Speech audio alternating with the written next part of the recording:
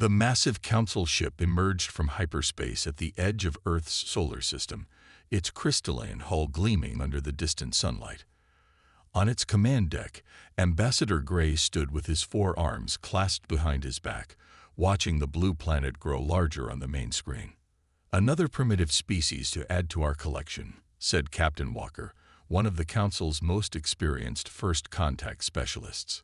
He had overseen the integration of 12 other civilizations into the Council's embrace. "They haven't even colonized their own system yet." Gray nodded, his pale skin reflecting the soft light of the bridge instruments. "Begin the standard approach. Let's show them our—" "Sir." The sensor operator's voice cracked with alarm. Multiple objects approaching from Earth's moon. They're armed vessels. Gray rushed to the console. This wasn't possible. Earth shouldn't have detected them yet, let alone have ships capable of lunar operations. The screen showed 15 small but well-armed vessels rising from hidden bases on the dark side of the moon. "Impossible," Walker muttered. "Our scans showed no space-based military capacity." A message crackled through their communications system, transmitted in perfect Council standard. "This is Director Smith of Earth Defense Command. You have entered restricted space. Maintain your current position and prepare for inspection." The bridge crew looked at Gray in confusion. No species had ever prepared for first contact. None had ever detected them before the Council chose to reveal themselves. This wasn't following any of the standard protocols. "Open a channel," Gray ordered, straightening his ceremonial robes.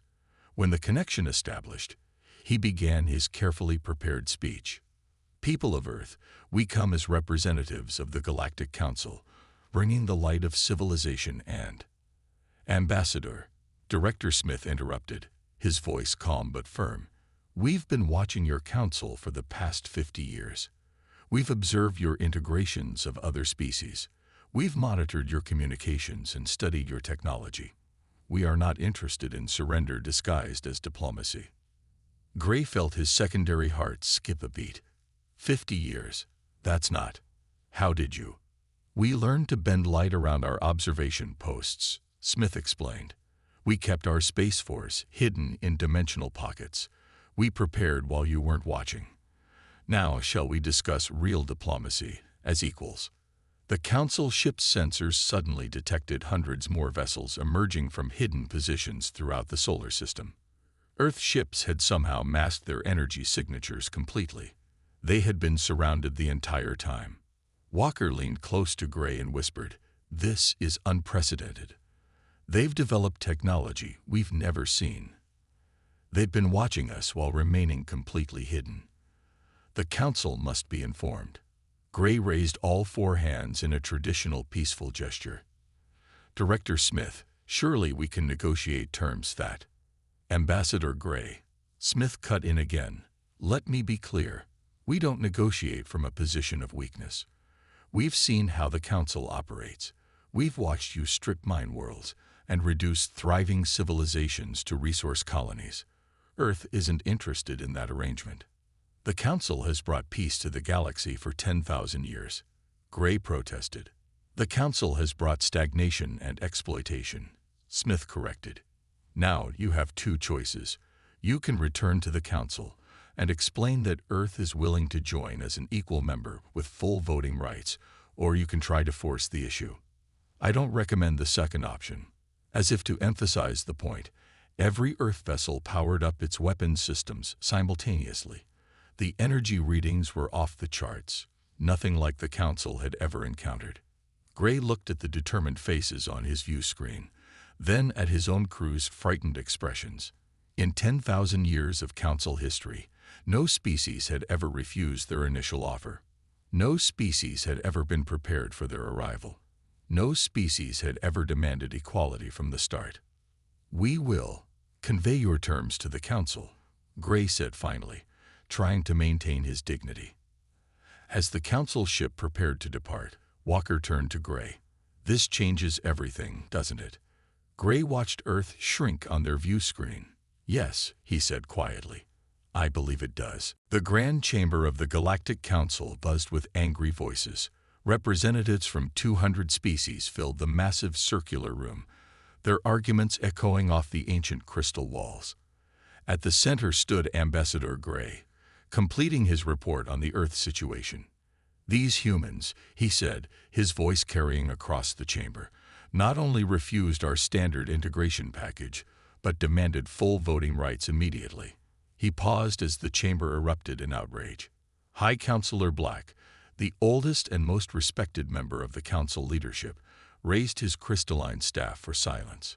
In 10,000 years, no species has dared to make such demands. They must be taught their place. The council's chief military advisor, Commander Stone, stepped forward. His metallic scales gleamed under the chamber's lights. "Our scans show they have somehow developed shielding technology we cannot penetrate. Their weapons, while different from ours, appear to be highly effective. A direct military approach would be costly. Then we shall crush them economically," announced Trade Minister White, his tentacles writhing with excitement. "No single system can survive without council trade networks. They will learn, as all others have learned." The chamber doors burst open. Director Smith strode in, flanked by 2 human guards. The council members fell silent, shocked by this unprecedented breach of protocol. No non-member species had ever entered the Grand Chamber uninvited. "We thought it best to deliver our message in person," Smith said, his voice calm but carrying an edge of steel, "since Ambassador Gray seems to have failed to convey the seriousness of our position." High Counselor Black rose from his seat, towering over the human delegation.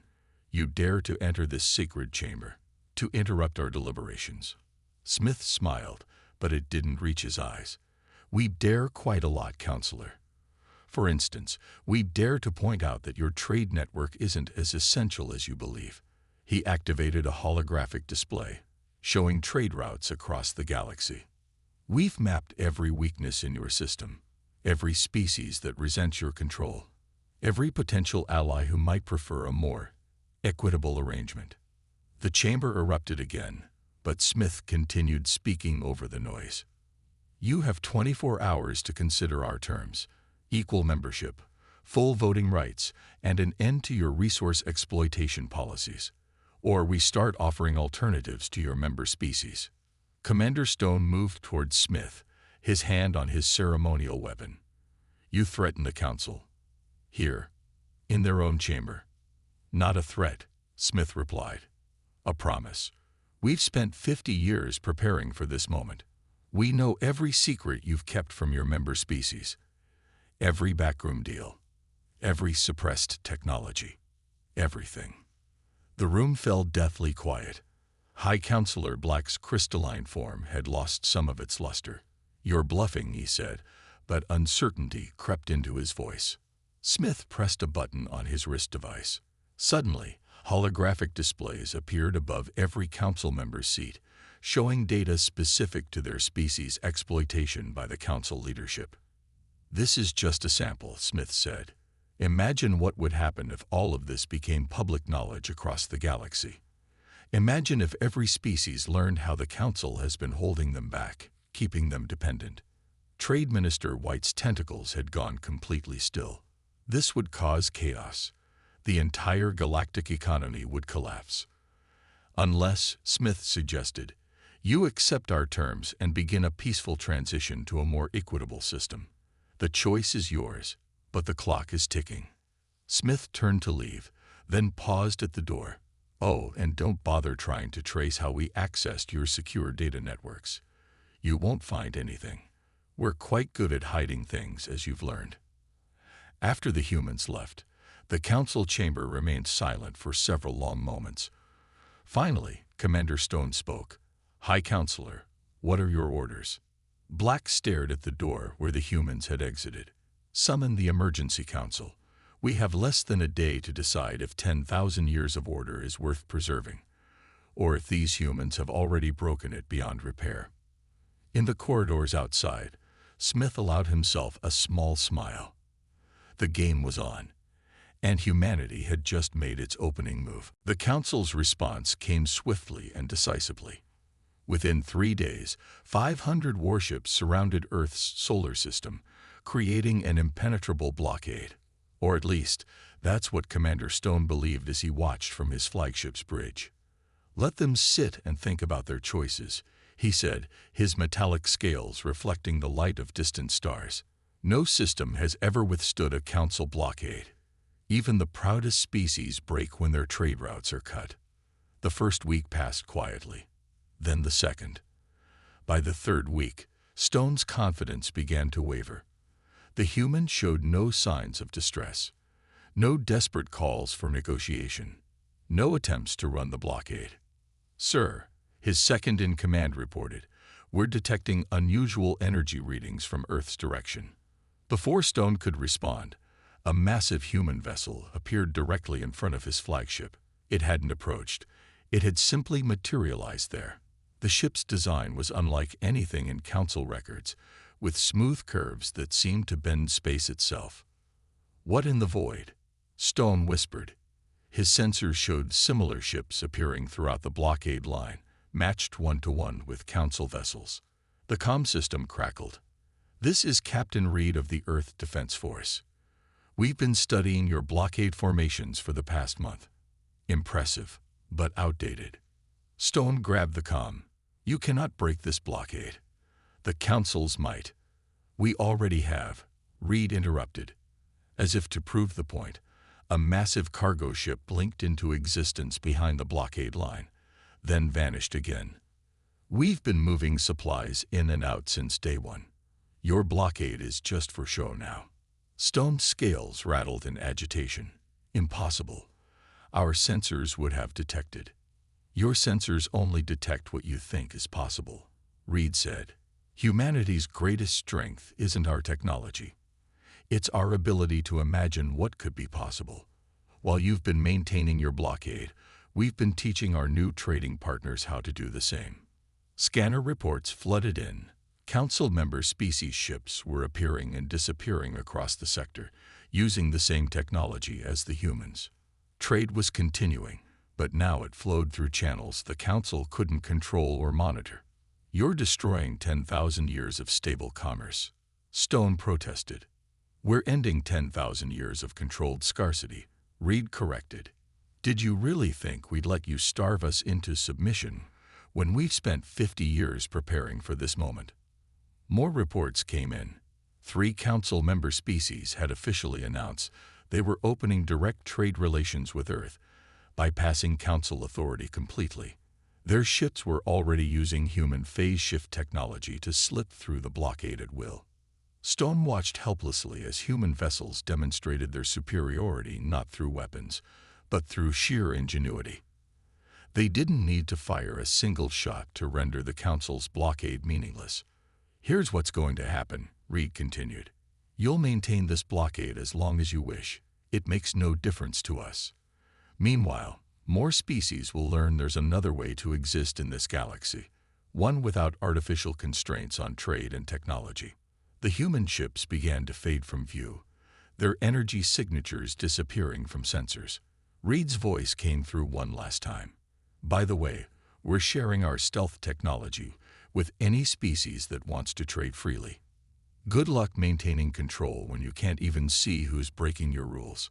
Stone slumped in his command chair, watching as more Council ships reported contact with vessels they couldn't track, carrying goods they couldn't stop, using technology they couldn't understand. "Sir," his second-in-command said quietly, "what do we tell the Council?" Stone stared at the space where the human ships had been.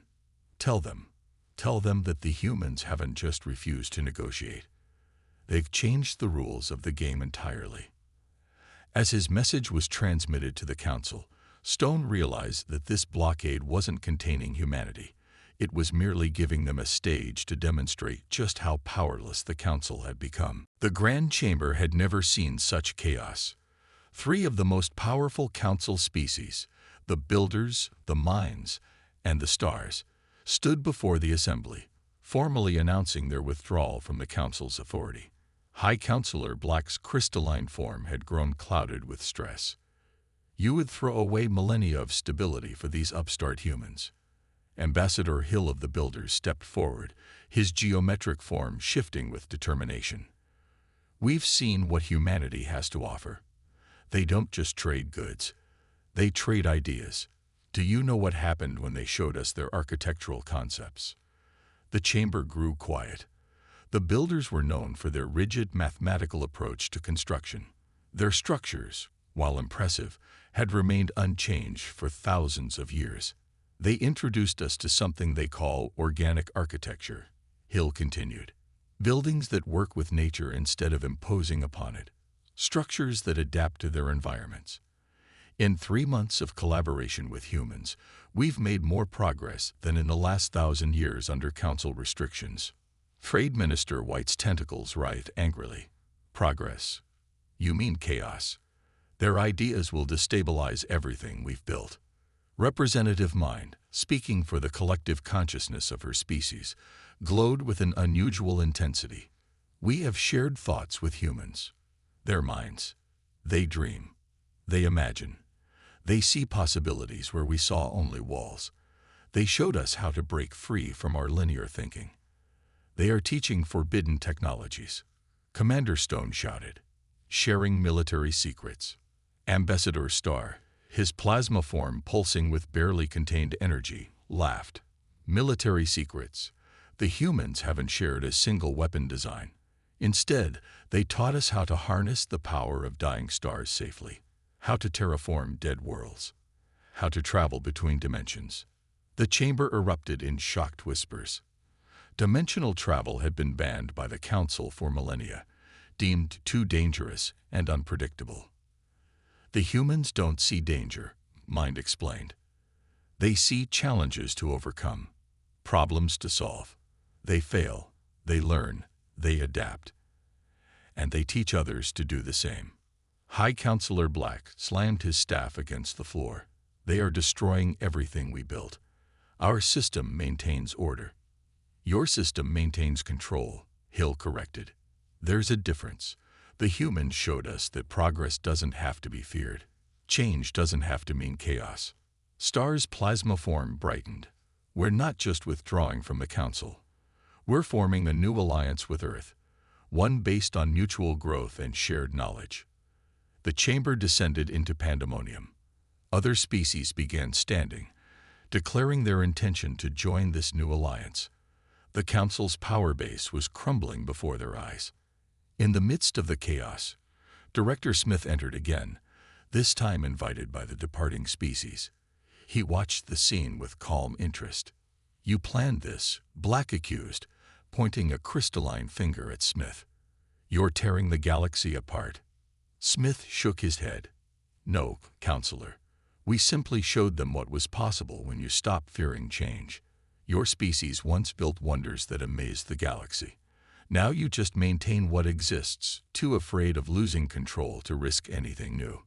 He turned to address the chamber. Humanity doesn't want to rule the galaxy. We want to explore it, understand it, improve it. We want partners, not subjects. Equals, not subordinates. More species stood, moving to join the growing group around Smith. The Council's hold was breaking, not through force or threats, but through the simple act of showing there was another way. The galaxy is entering a new age, Smith announced. You can either adapt and join us, or cling to your old ways and watch as the universe passes you by. The choice is yours. As more and more species declared their independence, High Counselor Black watched his 10,000-year-old system collapse, not with violence or revolution, but with something far more powerful, hope for a better way. The split had begun, and there would be no going back. In the newly established Innovation Center on Mars, representatives from 30 former Council species gathered around a simple Earth device, a child's kaleidoscope. Their reactions ranged from confusion to wonder as Professor Green explained its significance. This toy, he said, turning the colorful tube, teaches our children that the same pieces can create endless patterns. It's not about the resources you have, but how you use them. Ambassador Hill of the Builders tilted his geometric head. But it serves no practical purpose. That's exactly the point. Green smiled. It exists to spark imagination, to show possibilities. Now let's apply that thinking to your construction methods. The massive display screen lit up with blueprints of traditional builder structures, all straight lines and perfect angles. Green uploaded a new design, one that incorporated curved surfaces and irregular patterns. By breaking free from standard formations, he explained, we can create buildings that use 40% less material while being 60% stronger.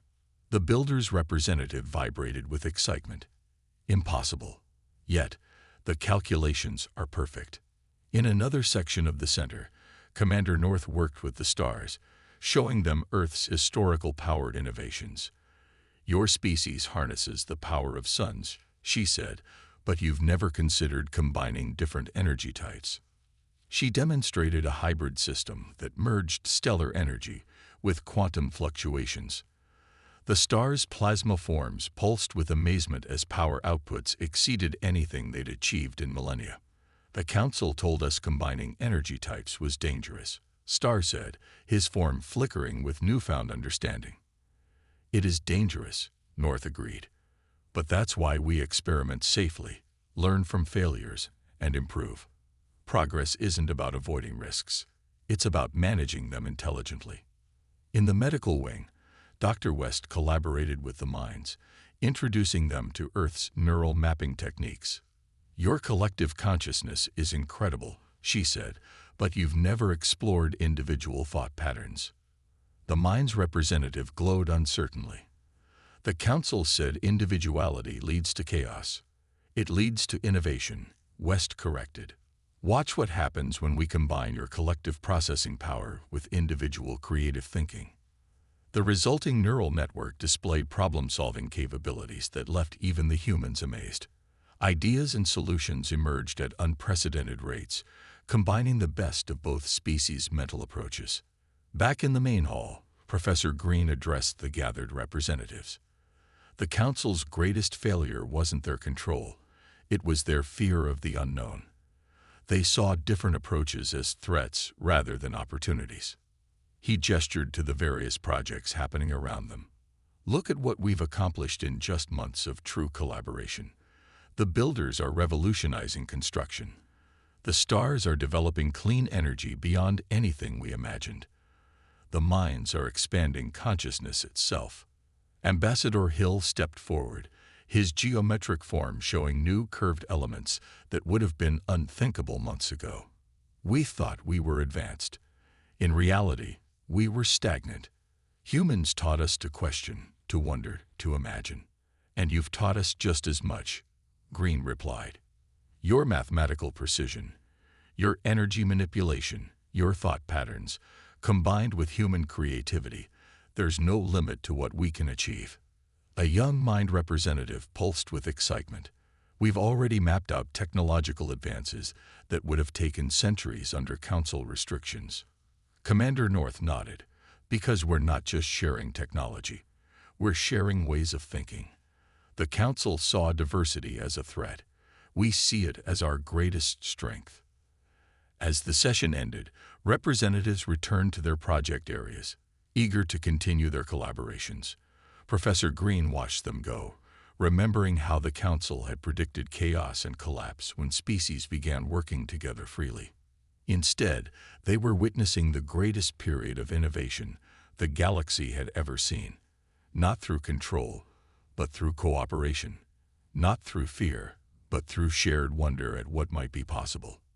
The age of innovation had begun, and it would reshape the galaxy in ways the Council had never dared to imagine. The remnants of the Galactic Council met in their now half-empty chamber. Only 80 of the original 200 species remained, and even they seemed uncertain. High Counselor Black's crystalline form had grown dull and cracked with stress. We must take military action, Commander Stone insisted, pounding his metallic fist on the ancient table. Every day more species defect to this human-led coalition. Our authority crumbles. Trade Minister White's tentacles coiled nervously. Our economic sanctions have failed completely. They've developed an entirely new trade network we can't even track. Worse, their economy is growing faster than ours ever did. Black raised his hand for silence. We still have superior numbers, our combined fleets. A junior communications officer burst into the chamber. High Counselor, the Rim worlds have declared independence. They're using some kind of new shield technology we've never seen. Before Black could respond, more reports flooded in. 3 mining colonies had switched allegiance overnight. 2 major trade hubs had openly declared support for the human coalition. The carefully maintained order was dissolving faster than anyone could track. Commander Stone activated the strategic display. If we strike now, we can still. He stopped mid-sentence, staring at the screen in disbelief. The display showed Council military vessels across the galaxy, disappearing. Not being destroyed, simply vanishing from their monitoring systems. What's happening? Black demanded. The answer came from an unexpected source. The chamber's main doors opened, and Captain Reed of the Earth Defense Force walked in calmly. No guards tried to stop him. Most had already deserted their posts. Your ships aren't being destroyed, Reed explained. Their crews are choosing to leave. You see, we shared something with them that you never did. Choice. Stone drew his weapon, but it crumbled to dust in his hands. What? Molecular restructuring, Reed said. Another technology you banned. Quite useful, as you're discovering. Don't worry, we only disabled weapons. No one needs to get hurt. Black's crystalline form shuddered. You're destroying everything we built. No, Reed corrected. Your own actions did that. For 10,000 years, you suppressed innovation, controlled resources, and ruled through fear. We just showed people there was another way. The chamber's screens lit up with images from across the galaxy. Former Council worlds were thriving. New technologies, developed through cooperation between species, were solving problems the Council had declared unsolvable. Trade flowed freely through dimensional corridors. Ships equipped with hybrid technologies explored previously unreachable regions of space. Your empire, Reed continued, was built on the assumption that order can only come through control. We proved that true stability comes from cooperation and shared growth. More reports of defections poured in. Council enforcers were standing down across the galaxy. Trade restrictions were being lifted. Species that had been enemies under Council rule were establishing diplomatic relations. You want to know the interesting part? Reed asked the stunned Council members. We never had to fire a shot. Never had to threaten or coerce anyone. We just had to show them what was possible when you stopped fearing change. Commander Stone slumped in his chair. It's over, isn't it? The Council's rule is over, Reed agreed.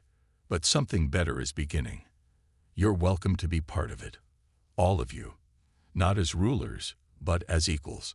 Partners in building a better galaxy. High Counselor Black looked around the chamber at the empty seats and failing systems.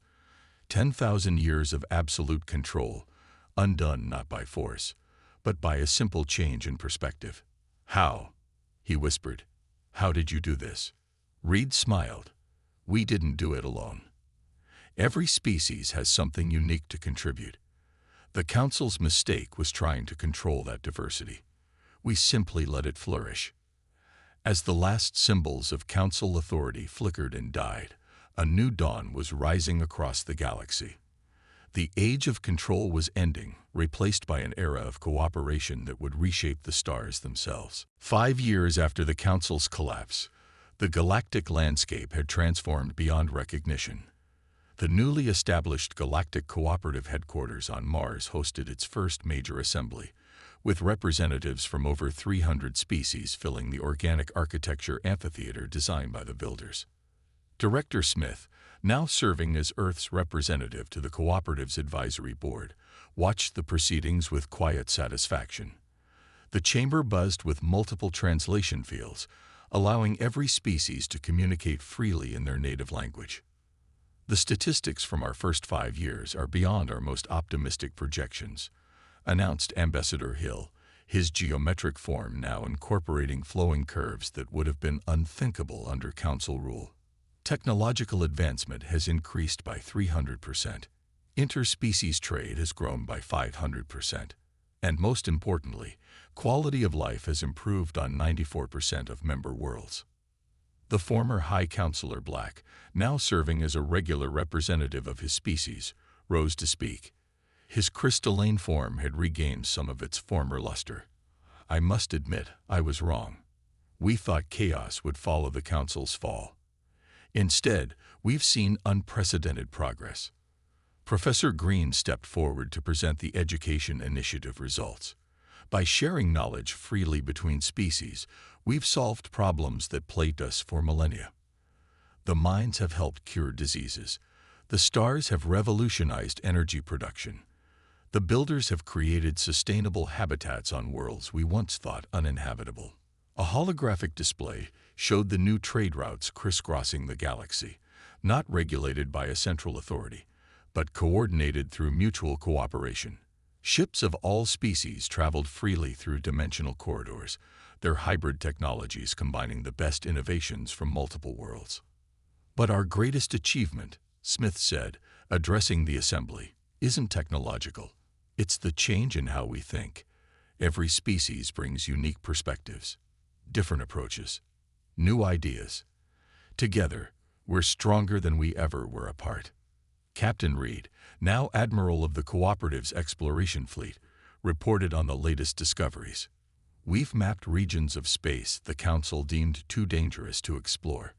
We've made contact with 30 new species, and in every case, we've approached them as equals, not subjects to be controlled."